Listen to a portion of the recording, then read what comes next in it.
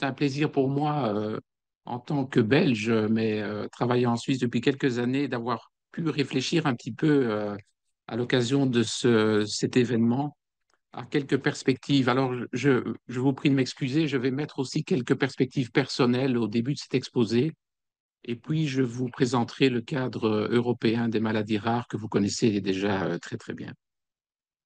Alors, juste pour rappeler très brièvement, bon, ben, les maladies rares ont une définition européenne, hein, qui est différente de celle des États-Unis. Elle concerne un grand nombre de patients chez nous, à peu près 30 millions. Elles sont caractérisées par des impacts et des problèmes tout à fait particuliers.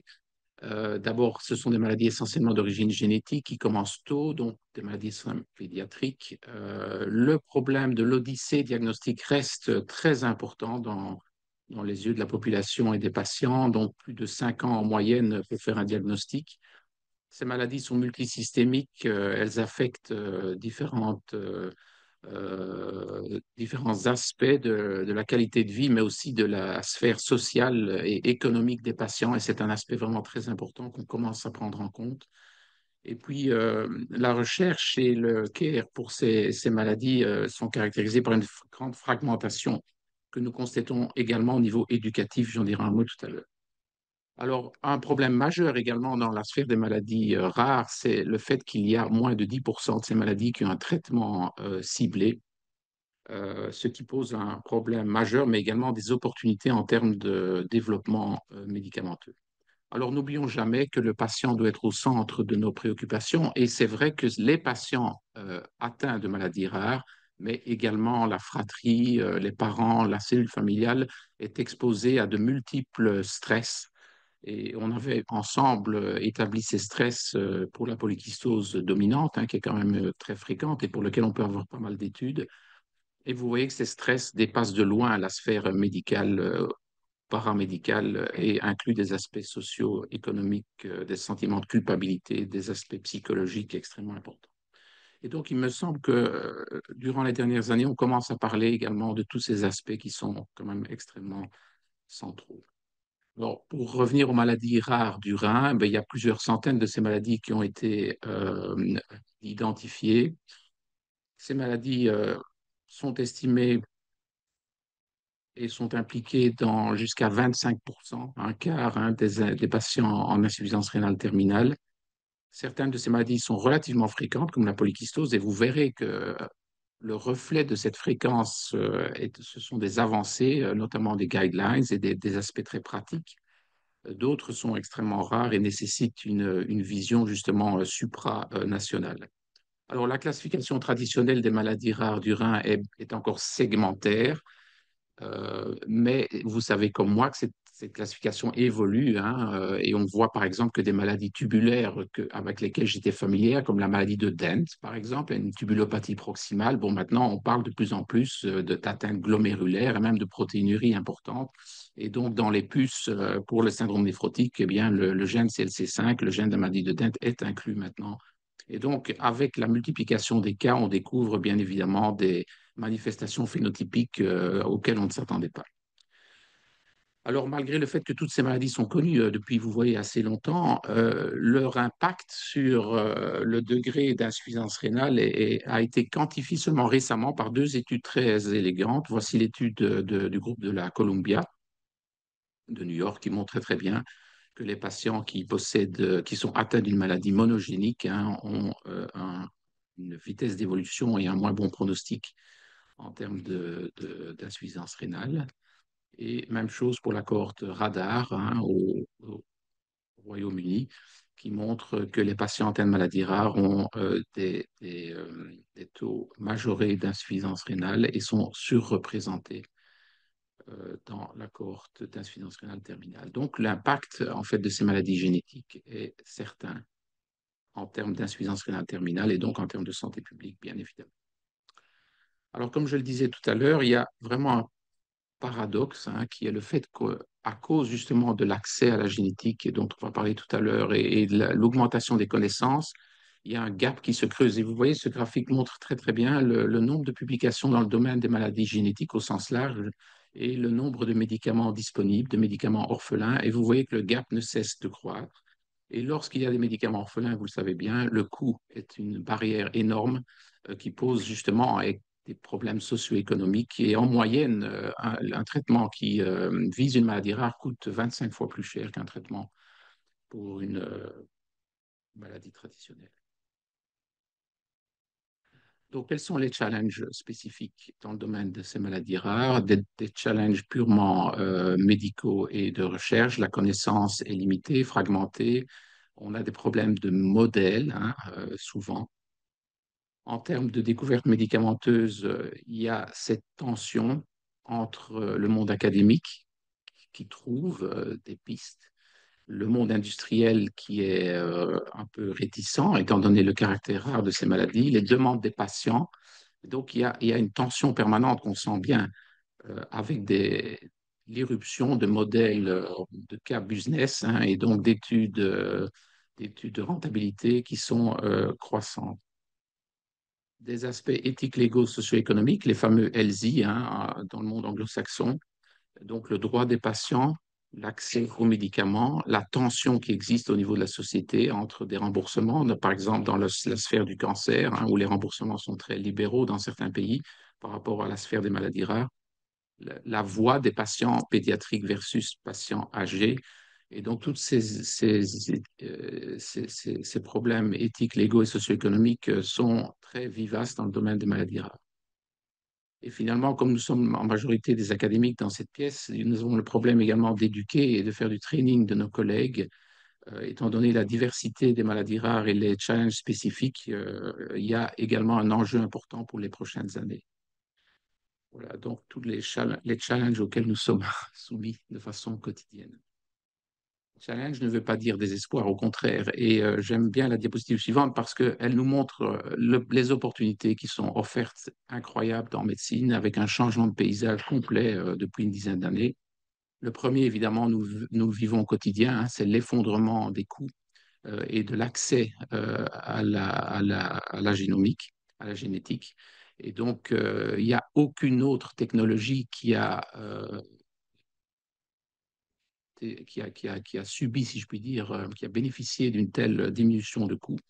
Et donc, l'accès maintenant à la génétique n'est plus un problème dans beaucoup de pays. Bien évidemment, l'interprétation l'est toujours, mais le fait que ces analyses génétiques se multiplient partout nous permettent de mieux apprécier le caractère monogénique de beaucoup de ces maladies rares.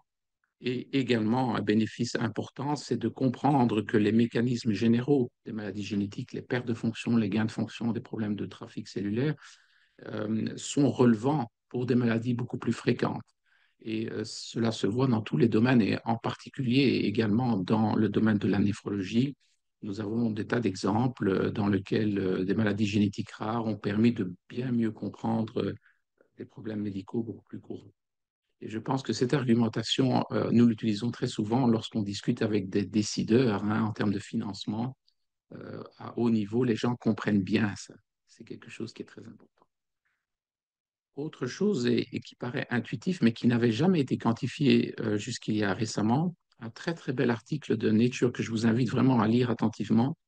Cet article montre que les chances de succès en termes de développement thérapeutique sont beaucoup plus élevées si la maladie de départ est d'origine monogénique et classifiée OMIM. Hein. OMIM, par définition, sont des maladies génétiques.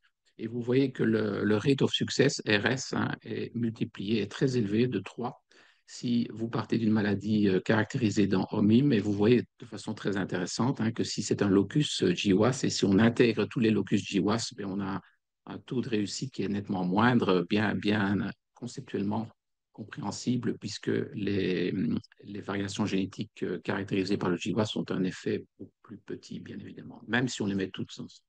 Je pense que ce document est majeur, c'est vraiment très important, c'est un driver majeur pour la recherche et qui doit nous guider aussi et donner de l'espoir dans ce domaine du développement thérapeutique. Alors, bien évidemment, nous avons toutes les avances en changement de paysage, mais on a toutes ces avances en termes de possibilité d'éditer le génome. Alors, ces avances, comme vous les connaissez bien, existent au niveau de l'ADN et au niveau de l'ARN, bien sûr, avec le développement également des thérapies cellulaires, de ce nouveau concept qui commencent à surgir au niveau européen avec des financements ciblés, les ATMP, donc Advanced Therapy Medicinal Product, qui sont la thérapie génique, la thérapie basée sur l'ARN, les thérapies cellulaires, et également allant de pair avec ces thérapies qui sont très coûteuses et complexes, le développement d'essais cliniques pragmatiques qui peuvent être même réduits à leur plus simple expression avec quelques publications déjà de N égale 1, hein, des essais cliniques sur un seul patient, avec bien évidemment une étude phénotypique extrêmement profonde hein, qui permet d'obtenir un grand nombre de variables susceptibles d'amener certaines conclusions cliniques et du bénéfice potentiel de certains traitements. Et donc ça, c'est quelque chose qui est vraiment très important parce que je vous pose la question de savoir dans vos facultés de médecine respectives, avez-vous une expertise dans ces nouveaux designs d'essais cliniques? La réponse en majorité non. C'est un nouveau métier hein, dans la médecine donc des trialistes qui sont capables de faire un design de ce type d'études et nous allons en avoir besoin immédiatement parce que les ATMP arrivent du côté du monde académique et des startups. Autre progrès également très important, je disais tout à l'heure, maladies génétiques, etc., difficulté des modèles. Alors, ben, nous avons les modèles classiques hein, qu'on a utilisés depuis bien longtemps, les modèles de mammifères, etc. Mais vous connaissez la pression de la population générale contre l'utilisation de l'expérimentation animale. Alors, juste pour vous donner une perspective, hein, vous savez peut-être ou pas qu'aux Pays-Bas, l'expérimentation animale va être bannie d'ici quelques années. En Suisse, nous avons un référendum qui va arriver en 2025 contre l'expérimentation animale. C'est le deuxième en 3 ans. Nous sommes forcés au niveau académique de développer toute une stratégie, un livre blanc pour défendre l'expérimentation animale. Je fais partie de ce comité et nous avons des gens autour de la table, c'est un petit groupe, hein, qui défendent les NAMS, Non-Animal Models, qui deviennent un problème majeur et la population pense qu'on peut tout remplacer par des organoïdes ou des cultures cellulaires, etc. Donc on doit vraiment se battre. Heureusement, les neurosciences, hein, les gens qui travaillent en neurosciences sont nos grands alliés parce que pour eux, c'est vraiment une question de vie ou de mort. Leurs expérimentations sont souvent de niveau 3, hein, de sévérité de niveau 3, qui est un niveau qui va être aboli dans la plupart des pays européens. Alors, je ne sais pas la situation en France, mais une perspective européenne va vers l'abolition progressive des expérimentations invasives chez les mammifères. Donc, importance de développer des systèmes plus primitifs. Le poisson est très intéressant pour le rein, vous le savez bien, hein, toutes les maladies kystiques, les tubulopathies proximales, ça marche très très bien chez les zébrafiches. Le xénopus, même chose, un peu moins diffusé. Nous avons des collègues, quelques-uns en Europe, qui travaillent sur la mouche. Le C. elegans, c'est intéressant pour les maladies de type neuromusculaire. Donc, il y a un problème avec les modèles mais des évolutions possibles et qui vont de pair, bien sûr, avec le développement des cellules souches, des organoïdes qu'il ne faut pas du tout négliger, mais qui ne peuvent pas encore, surtout dans un contexte d'analyse génétique, hein, avec des gros problèmes de reproduction, de reproducibility, des mutations, de l'effet des mutations, ne peuvent pas résoudre tous les problèmes. Une autre évolution, une autre perspective extrêmement réjouissante dans le domaine des maladies rares, c'est ce qu'on appelle le deep phenotyping, qui peut exister d'un point de vue euh, médical, humain, c'est-à-dire qu'on peut analyser un phénotype de façon très profonde, et c'était l'idée aussi qui sous-tend les essais cliniques sur un nombre de patients très réduit. Hein. On analyse de multiples dimensions qui s'étendent bien sûr à la biologie du système avec le multiomique qui permet d'obtenir maintenant des informations extrêmement intéressantes et de guider la précision de l'acte thérapeutique ou du suivi, quel qu'il soit. Donc toutes ces perspectives sont quand même extrêmement réjouissantes et très récentes en fait, dans notre domaine.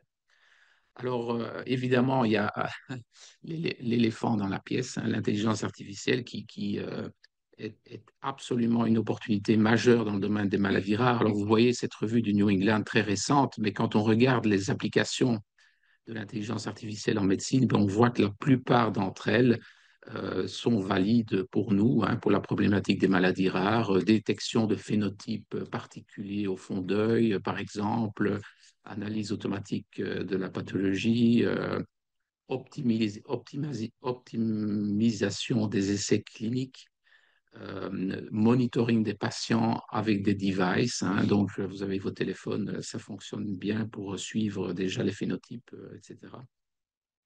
Et donc, c'est évident que l'intelligence artificielle va révolutionner l'approche des maladies rares, non seulement du point de vue diagnostique, intégration des données et accélération du développement thérapeutique. Donc, on est dans une ère quand même assez prometteuse. Bon, alors je ne dois pas vous rappeler l'importance de l'intelligence artificielle pour l'analyse génétique, hein, en particulier pour filtrer les variants, hein. Donc, sans intelligence artificielle, sans développement de logiciels, on aurait beaucoup de mal et on peut s'attendre à ce que ces logiciels et ces développements s'accélèrent et permettent une analyse génétique beaucoup plus facile encore qu'elle ne l'est à l'heure actuelle, en particulier intégrée pour le whole genome. La disponibilité de l'analyse génétique de beaucoup de séquences, de variants, etc., nous permet également d'avancer dans ce concept très important de l'architecture génétique des maladies. Et vous connaissez sans doute ce graphique, hein, que je montre souvent lorsque je parle du mode, hein, le gène qui m'intéresse, parce qu'il est le paradigme du fait que les variants génétiques, en fonction de leur effet biologique, peuvent être impliqués dans différents niveaux de maladies. Des variants avec un impact biologique très important sont associés à des maladies rares, par définition, et des variants avec un effet biologique faible, combinés, vont rentrer dans la propension génétique de développer des maladies fréquentes.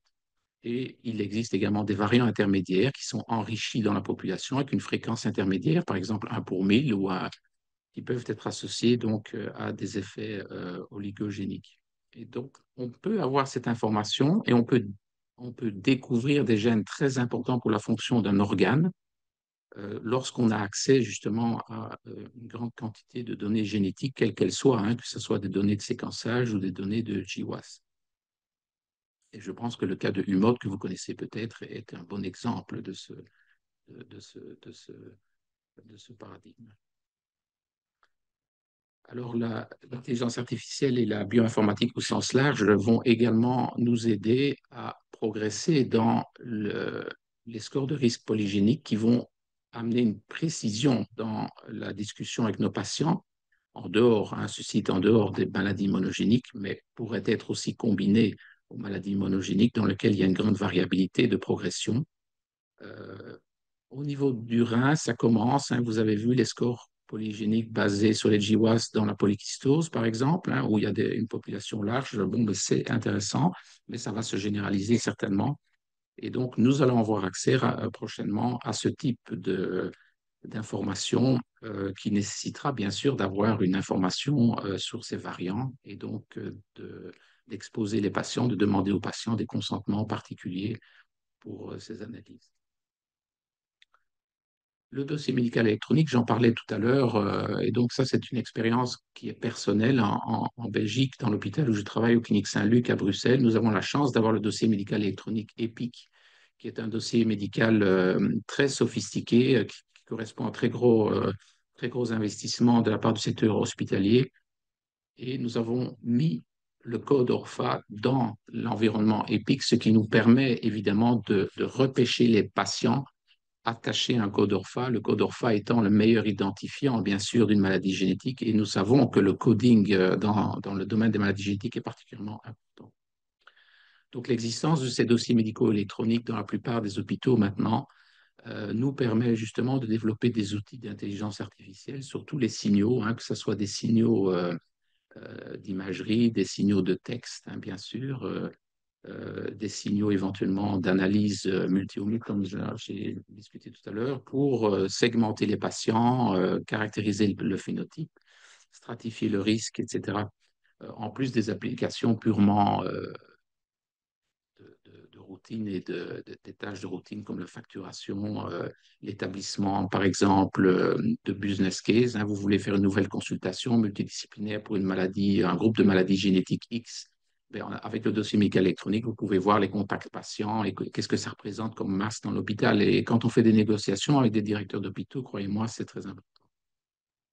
Alors, je pense que peut-être pour nous, dans le domaine des maladies rares, je vous rappelle ce problème majeur, hein, de l'odyssée diagnostique. Eh bien, le dossier médical électronique et la capacité d'intégrer tous ces signaux, hein, que ce soit des signaux biologiques, des signaux radiologiques, des mots, du texte, dans le dossier médical électronique, nous permet de développer des algorithmes avec les ingénieurs et d'attirer l'attention des médecins sur la possibilité d'une maladie rare, hein, qui aurait été ignorée par la multiplicité ou la faiblesse de certains signaux.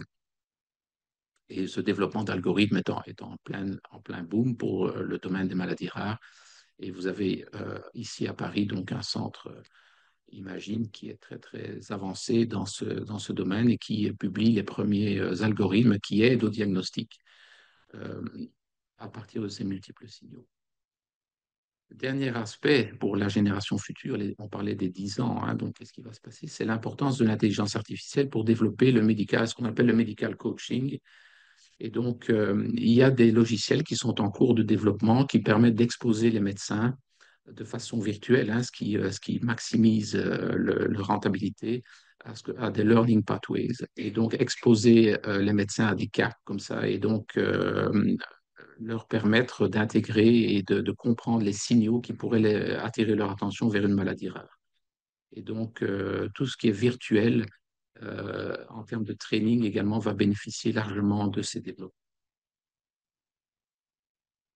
Alors, peut-être le point le plus urgent, bien sûr, et le point le plus visible et le plus intéressant de tous ces développements technologiques, c'est bien sûr la nécessité de développer un traitement pour plus de 90% des maladies rares. Il n'y a pas de traitement ciblé. Et donc, lorsqu'on se rappelle le dogme de la biologie moléculaire, ce qu'on essaie de faire avec des traitements, c'est de modifier, bien sûr, les protéines qui pourraient être modifiées par des mutations monogéniques et d'essayer d'agir sur ce volet. Alors, auparavant, la recherche pharmaceutique, vous savez, c'était des milliards et des milliards qui étaient consacrés à l'étude de composés qui pouvaient modifier ces protéines et espérer avoir un effet thérapeutique intéressant. Alors là aussi, l'intelligence artificielle et les capacités de machine learning ont permis de développer des outils extraordinaires et vous avez le témoin, je pense, le plus visible, c'est que c'est la première fois que cette année qu'un deux prix Nobel ont été accordés à la même découverte, au même principe scientifique. Et ce principe a permis notamment de développer cet outil extraordinaire, bien sûr, AlphaFold, qui est cette banque de données de la structure des protéines qui est de très haute qualité, qui a été validée de multiples fois et qui permet vraiment d'ouvrir des perspectives et d'accélération, mais considérables dans tout le domaine du développement thérapeutique. Et bon, il y avait cet article très intéressant du New England l'année dernière qui montrait tout ce qu'on peut faire, tout ce qu'on peut espérer avec ces prédictions de protéines. Et maintenant, même les prédictions de mutations sont assez fiables également. Pas encore le même degré de fiabilité, mais quand même, on progresse très rapidement. Donc, bien évidemment, en termes de découverte de petites molécules hein, qui vont modifier ces protéines et qui vont permettre de les activer ou de les désactiver en fonction des besoins, l'effet des variants génétiques, hein, des mutations faux sens par exemple. Bon, ben, il y a déjà des bases de données qui sont développées à partir d'AlphaFold qui sont disponibles. Alors, c'est sûr que ce n'est pas encore le top, mais avec l'augmentation exponentielle des données, la qualité va augmenter assez rapidement. Les interactions entre les protéines et développer également des protéines artificielles pour suppléer à des déficits. Alors voilà, ça c'est un peu le nouveau contexte, le nouveau paysage dans lequel on est. On a la chance, notre génération, mais surtout la vôtre, a la chance d'être exposé pour les prochaines années. Alors maintenant, comment est-ce qu'on peut aussi, à un niveau plus terre à terre, débloquer nos ressources et utiliser la formidable énergie qui existe derrière les maladies rares? Alors la première énergie, à tout seigneur, tout honneur, si je puis dire, ce sont les patients, bien évidemment. Le groupe de patients, au sens large, je dis patients, mais également leurs familles affectées par les maladies rares est considérable et il se dégage de ce groupe euh, plusieurs points. D'abord, une capacité d'organisation qui est en croissance. Et vous voyez bien sur la partie droite de la diapositive l'évolution, mais je peux le dire, ça fait plus de 25 ans que je suis dans le domaine, mais on voit vraiment une évolution incroyable entre une passivité des patients, un caractère actif et maintenant un caractère proactif. Les patients sont impliqués dans les designs de protocoles, dans la recherche des outcomes, etc. Et donc là, il y a une énergie considérable qui est présente tous les jours et qui nous motive considérablement. Cette énergie est à la base, bien sûr, du développement des plans en maladies rares. Alors, vous avez beaucoup de chance, je disais à quelques collègues tout à l'heure en France, puisque vous êtes déjà au quatrième plan, qui est bloqué pour l'instant pour les raisons que je n'ai pas besoin de vous rappeler en tant qu'étranger. Alors, en Suisse, c'est toujours le premier plan. Alors, vous êtes très à l'avant, vous avez de la chance d'être en France. En Suisse, c'est toujours le premier plan maladie rare depuis plus de 10 ans et il n'y a même pas encore de critères de reconnaissance des centres d'excellence. Même chose en Belgique. Le premier plan maladie rare en 2013. Nous avons parlé du deuxième plan, mais aussi en Belgique, 6 mois sans gouvernement. Mais nous, on discute. Et quand on aura un gouvernement, il sera là pour 4 ans. Donc, je veux dire, en Belgique, il y a de l'espoir d'avoir un deuxième plan maladie rare. Mais donc, voilà, en France, vous êtes clairement en leadership et Guillaume va vous expliquer tout à l'heure toute la chance que vous avez d'être dans ce pays. Alors, au niveau européen, nous avons également, bon, je pense qu'aussi la voix des patients a été entendue par les législateurs européens et il y a vraiment une volonté de l'Europe de mettre en avant les maladies rares comme modèle de collaboration sur le plan médical entre les différents pays de l'Union. Alors, nous avons depuis une quinzaine d'années 24 réseaux européens de référence qui couvrent la sphère des maladies rares, les 7000 maladies dont on a parlé tout à l'heure. Il y a un réseau, bien sûr, consacré aux maladies rénales génétiques, ERCNET, que vous connaissez bien. L'estimation, c'est qu'il y a 2 millions de patients atteints de maladies rares du rein en Europe. Et vous voyez les chiffres de ERCNET qui sont quand même assez impressionnants. Ces chiffres sont déjà dépassés. À ce jour, il y a plus de 100 centres dans 25 pays qui collaborent à la sphère ERCNET et 70 000 patients sont enregistrés. Alors, ce graphique vous montre la couverture qui est assez bonne.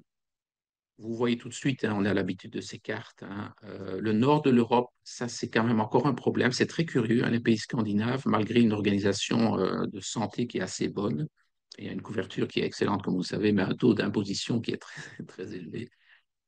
Ces pays ne sont pas tellement actifs et bien sûr, la partie est de l'Europe est en train également de se joindre, mais vous voyez des pays très denses, la France, la Belgique, les Pays-Bas, etc., l'Italie aussi, vraiment une très grande activité. Alors, comment est-ce que ERCNET est organisé?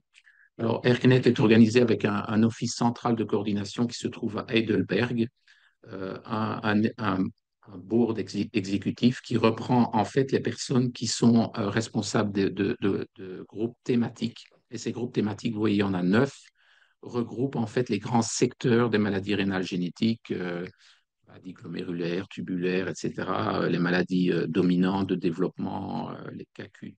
Il y a aussi les traitements adaptés à la prise en charge des enfants en insuffisance rénale chronique, etc. Il y a également, à côté de ces groupes thématiques, ce qu'on appelle des task forces, qui sont des groupes plus ciblés, par exemple sur le diagnostic moléculaire, sur la pathologie, sur la question de la transition, etc., le training, l'éducation. Donc, vous voyez, tous les domaines dont j'ai parlé tout à l'heure sont pris en compte par ERCNET dans cette organisation qui est très bien faite. Et bien sûr, les patients sont là avec les EPAG, hein. Les associations de patients sont là tout au sommet et interagissent de façon, disons, très étroite avec le management de cette structure. Alors, quelles sont les tâches de ce réseau européen de référence? C'est appliquer des connaissances, et je vais vous donner des exemples, disséminer et bien sûr promouvoir la recherche et générer des nouvelles connaissances. Alors, on peut être dubitatif, et je l'étais aussi au début, parce que le financement était grossièrement insuffisant, mais je pense que ça bouge dans la bonne direction et je vais essayer d'être enthousiaste et vous stimuler pour les ERN. D'abord, le développement des guidelines. Bon, vous savez qu'à peu près toutes les sociétés scientifiques le font. Là, je trouve qu'il y a un peu beaucoup de redondance. On ferait mieux d'essayer de se mettre ensemble et d'avoir des guidelines définitifs plutôt que d'en avoir trois ou quatre sur le même sujet. Cependant, ERCNET a quand même une plateforme européenne d'expertise. Le processus est relativement euh, rigoureux, avec une analyse des gaps, une prioritisation des maladies, et puis alors après un processus de revue. Et ce qui est impressionnant quand même, c'est de voir hein, le nombre de guidelines maintenant disponibles venant de ERCNET. Vous pouvez, vous-même, vous avez certainement été impliqué. J'ai remis un peu à jour, mais il y en a certainement d'autres, ça bouge tout le temps. Et donc, il y a une source de référence qui est très utile à ce sujet. Deuxième chose qui est encore embryonnaire, mais qui se développe, c'est le Clinical Patient Management System, c'est-à-dire la capacité de discuter de façon virtuelle de cas complexes entre différents collègues au niveau européen.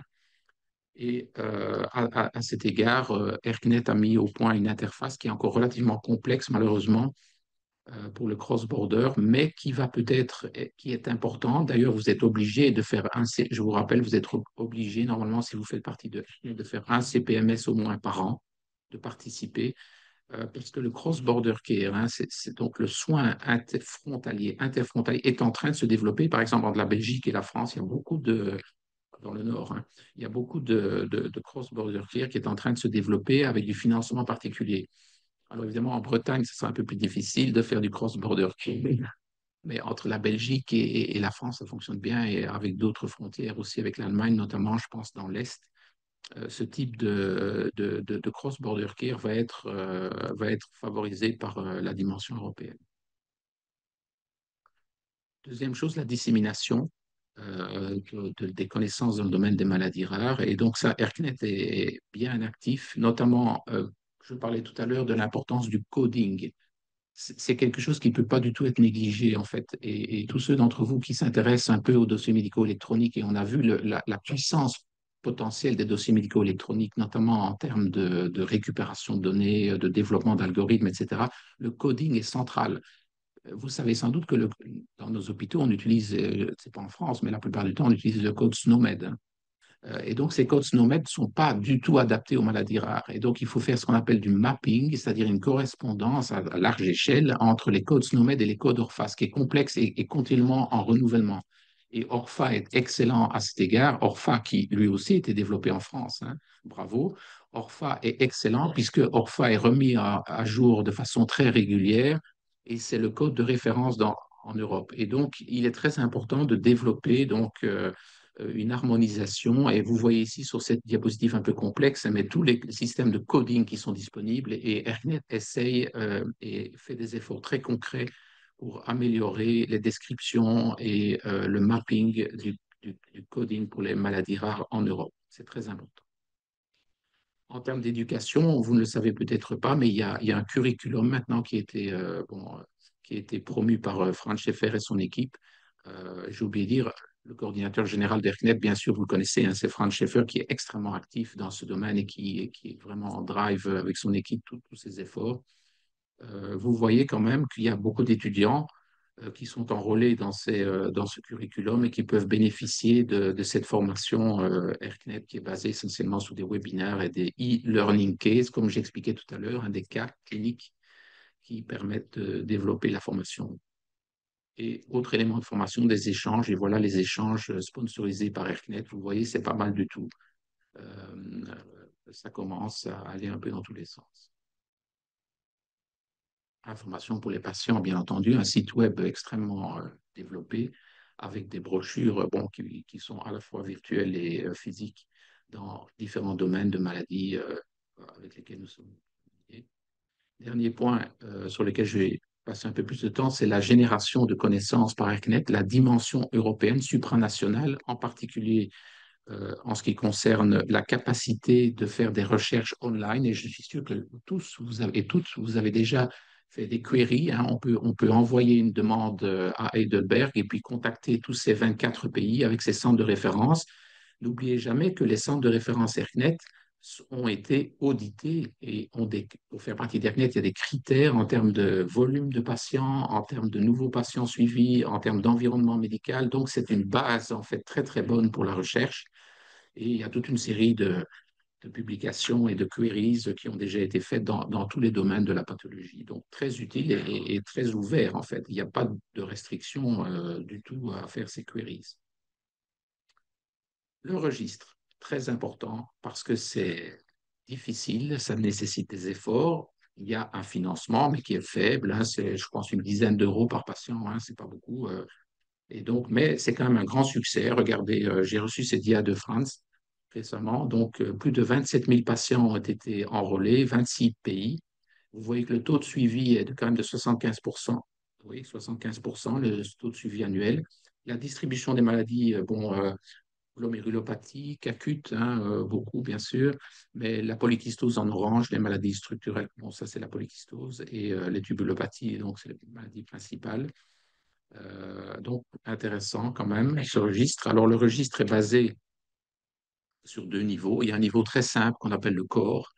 Donc ce sont des données minimales, hein, c'est ce que vous remplissez pour les 10 euros, avec quand même aussi des données génétiques hein, qui sont inclus et qui doivent être inclus. Tout l'aspect éthique a été réglé, en fait, ce qui est quand même déjà pas mal non plus. Hein, au niveau européen, c'est un achievement important. Et alors, de plus en plus, AirCreg, le registre, développe des sous-registres pour des pathologies intéressantes. Et vous avez quelques sous-registres qui sont indiqués sur la diapositive. C'est continuellement en mouvement. Il y a des efforts qui sont faits. Je donnerai un exemple tout à l'heure. Alors, voilà un peu un up-to-date des patients enrôlés. Et vous voyez, bon, ben, sans surprise, hein, la polykystose, 3600 patients.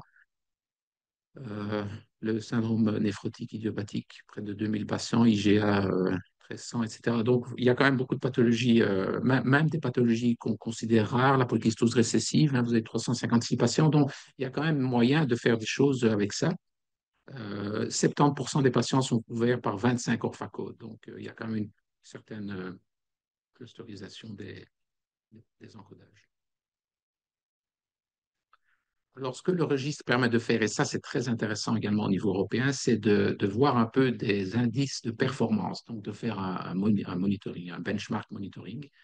Et donc, ce sont des métriques, des indicateurs qui permettent de quantifier la performance, un mauvais mot, hein, mais c'est un mot anglais, hein, donc bon, c'est l'activité ou l'optimalisation du soin et de la prise en charge des patients, et de voir un peu comment vous vous comparez et comment les pays se comparent, mais aussi les centres individuels en Europe. Et alors, voilà, par exemple, ici, vous avez des index pour le monitoring pour le traitement de l'insuffisance rénale des enfants. Hein. Bon, les pédiatres dans la salle connaissent tout ça. Bon, pour la polykystose, on a la même chose, le nombre de pourcentage de patients qui ont fait une IRM, le pourcentage de patients qui ont un test génétique, etc.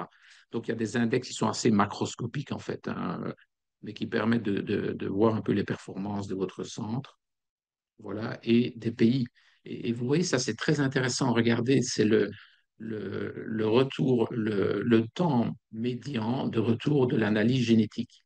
Et regardez, bon, France, Belgique, Pologne, Pays-Bas, bon, mais l'Italie, voilà. Alors vous montrez ça, bien sûr, à un décideur politique, vous pouvez faire changer la situation.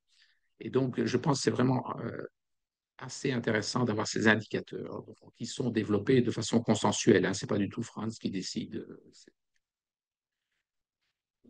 Activité également au niveau des centres, hein, c'est un bon monitoring. Vous pouvez voir les performances de votre centre par rapport à ce qui se passe dans votre pays, dans les autres centres, mais aussi au niveau européen. Et également, très important, du matériel didactique. Et si vous voulez scanner j'ai essayé ce matin, ça fonctionne bien, ce QR code, vous avez accès à cette vidéo sur le site web AirCred qui explique aux patients l'intérêt aussi, parce que vous devez faire signer un consentement, bien sûr, de participer à ce registre et c'est vraiment bien fait. Donc, il y a, je pense, un souci quand même élevé d'avoir l'adhésion de tout le monde dans ce processus, même si c'est sous-financé, hein, ça nécessite un investissement souvent personnel de notre part. Ce sont nos secrétaires qui font ça, mais je pense que c'est vraiment important. Alors, ouais, vous allez me dire, oui, tout ça c'est très concret, mais est-ce qu'il y a des choses qui vont avancer également en termes de recherche? Et la réponse est oui. Grâce à l'activisme et à l'implication de France au niveau européen, ERCNet va faire partie du programme RDRA, pour lequel il y a un call juste maintenant qui a été publié il y a 2 jours, vous pouvez regarder. Et ce call, vous voyez, est très bien financé et ce sont des études qui vont être précliniques, mais aussi ce qu'on appelle clinical trial readiness, c'est-à-dire être prêt à faire cette translation parfois si difficile entre les recherches et les essais cliniques. Et donc, il y a un gros budget et vraiment, le 10 décembre, hein, c'est il y a quelques jours, le premier call a été publié. Donc, vous pouvez regarder, c'est très intéressant et vous verrez. Alors, un autre aspect, c'est de cette organisation européenne, c'est d'essayer de de révéler des domaines de la pathologie et d'améliorer nos connaissances sur certains groupes de maladies. Et ici, je prends un exemple de maladie qu'on connaît bien à plusieurs dans la salle, ADTKD, hein, autosomal dominant tubulo-interstitial kidney disease. Donc, c'est une des maladies génétiques les plus fréquentes, dominantes.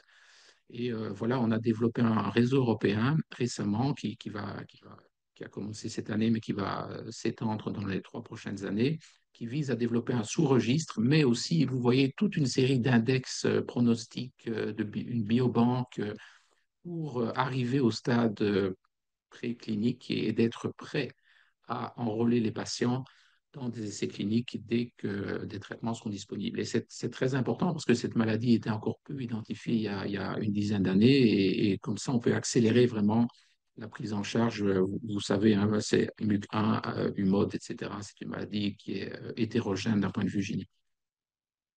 Donc ça, c'est un exemple concret avec un réseau européen qui fonctionne et qui vient de commencer. Autre exemple, dans la polykystose, bon, vous connaissez hein, la maladie quand même génétique la plus fréquente de l'adulte, essentiellement se manifestant de l'adulte, avec un trajet de soins qui a quand même évolué considérablement. On connaît bien cette maladie parce qu'elle est fréquente. Elle était décrite ben, ici aussi à Paris, hein, le JAR, hein, à la fin du 19e siècle. Hein, c'est la première description de la polykystose. Et nous avons des médicaments disponibles. Et donc, les efforts, en particulier des Européens, ont amené, avec nos collègues américains bien sûr et d'autres continents, ont amené à la publication dans quelques semaines des premiers guidelines. Alors, c'est très important parce que c'est les premiers guidelines pour une maladie génétique, des vrais guidelines, c'est-à-dire basés sur une revue des évidences. Et il y a de l'évidence dans la polykystose parce qu'il y a beaucoup de patients et qu'il y a beaucoup d'études. Et ce qui nous a permis, c'était un long travail, de développer des recommandations gradées, hein, comme pour les autres aspects de la néphrologie, et des practice points qui sont des recommandations non gradées sur toute une série d'aspects très concrets de cette maladie. Alors, je voudrais juste vous montrer qu'il est possible de faire ce type de travail pour une maladie génétique si on a un nombre de patients et que dans le cas de la polykystose, c'était assez évident qu'il fallait commencer par ça. Mais vous voyez qu'il y a plus de 1 000 études qui ont été analysées avec à la fin un nombre d'études inclus d'environ 250 qui ont permis d'établir l'évidence. Donc c'était un travail assez énorme, mais nous pourrons refaire ces efforts, enfin Kidigo, ça ne sera pas moi, mais d'autres personnes pourront refaire ces efforts lorsqu'on va pouvoir travailler au niveau supranational et collecter de plus en plus de patients et donc de faire de plus en plus, générer de plus en plus d'évidence. Alors, juste pour vous dire un petit peu ce que c'est, ces guidelines, c'est assez massif, hein, c'est 240 pages, 26 tables, 58 figures, 10 chapitres qui couvrent tous les aspects de la polykystose. Et croyez-moi, ce n'est pas du tout la reproduction d'un textbook, hein. Au début, on se demandait avec Vicente, est-ce que ça va être, on va simplement réécrire un textbook? Pas du tout. Vous allez voir, vraiment, c'est du pratico-pratique. Et j'ai été vraiment assez impressionné. Il me dit, c'est bien, hein. Et Bertrand, on a déjà présenté ces choses. Vous allez les voir dans quelques semaines. C'est du vrai pratique et ça va, je pense, vraiment aider à une homogénéisation de la prise en charge de ces patients. Et une des dernières figures qu'on a développées dans ce guideline, c'est faire une care pathway, c'est-à-dire développer un trajet de soins, un trajet de soins pour la polykystose, que vous voyez scénarisé, résumé. Et, et je pense que c'est très important, ce trajet de soins. Pourquoi? Parce que nous allons justement maintenant utiliser cet effort qu'on a fait globalement, hein, au niveau global avec nos collègues américains, nos collègues asiatiques, etc., pour pouvoir l'implémenter en Europe grâce à un nouveau programme dont je vous parle aujourd'hui. C'est le programme Jardin. Jardin, c'est une action pour intégrer les ERN dans les programmes de santé nationaux. C'est très important. Donc, ces ERN, qui étaient cette espèce de sphère supranationale, va revenir maintenant au niveau national dans le CARE. Et ce système Jardin vise à implémenter.